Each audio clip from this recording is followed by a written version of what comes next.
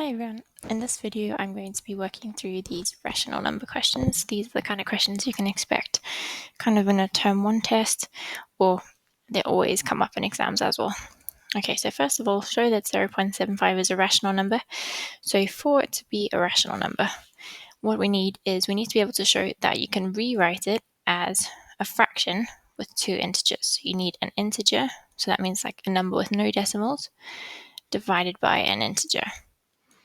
Okay, so the easiest method is if I have a number like 0.75, what I would do is I would say 75 over 100. Okay, the reason for that is if I have a decimal like this, if there's two numbers in the decimal place, that means I can put it over 100 with two zeros. Okay, so then I've already kind of proved that because 75 and 100, they're both integers, so they are both whole numbers. I could then simplify this and say divide both of them by 25. Okay, so let's just put that there. You don't have to do this step. So 3 and divide by 25 would give me 4. Okay, but either one of those answers would show that it is a rational number. So I can rewrite it as a fraction and I don't have any decimal numbers.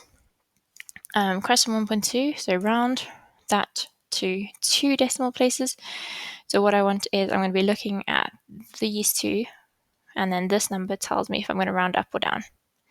Okay, so I've got 34.4. That 7 means I'm going to round up. So instead of 6, I'm going to have 7. Okay, so you always look at the two decimal places and then the number next to it tells you if you're rounding up or if it's staying the same. Consider the following numbers. So we've got square root of 25, square root of -7, and pi. So let's just simplify these a bit before we look at the question. So the square root of 25 is just 5. The square root of -7 we can't do. Okay, so that's going to be a non-real answer. And pi, we can remember some of the digit, we don't have to learn all of them, is 3, 1, 4, and it keeps going forever. Okay, so they want to know which of these numbers is irrational. So a number that keeps on going forever, so that would be pi, because that never terminates. It's got non-terminating decimals. The rational number would be root 25 because the answer is just 5. Okay, so it doesn't have any decimals. That is a rational number.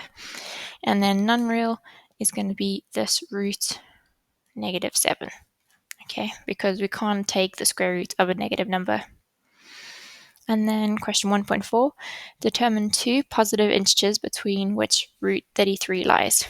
Okay, so this seems like a really intimidating question at first. All we have to do is let's try think of some square numbers. Okay, kind of around 33. So if I look at my square numbers, I've got 1, next one is 4, next one is 3 times 3 is 9, 4 squared is 16, 5 squared is 25, 6 squared is 36. So I could say, okay, root 33 is going to be between root 25 and root 36. Okay, so somewhere in there is going to be root 33. So although I don't know anything about what this root 33 is, I know that it has to be somewhere between the square root of 25, which is 5, and the square root of 36, which is 6. Okay, so we can say it is somewhere between there.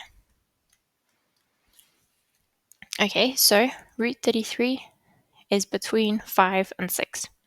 It's going to be 5 point something. I really hope this video helped. Let me know in the comments if you have any questions, and thank you.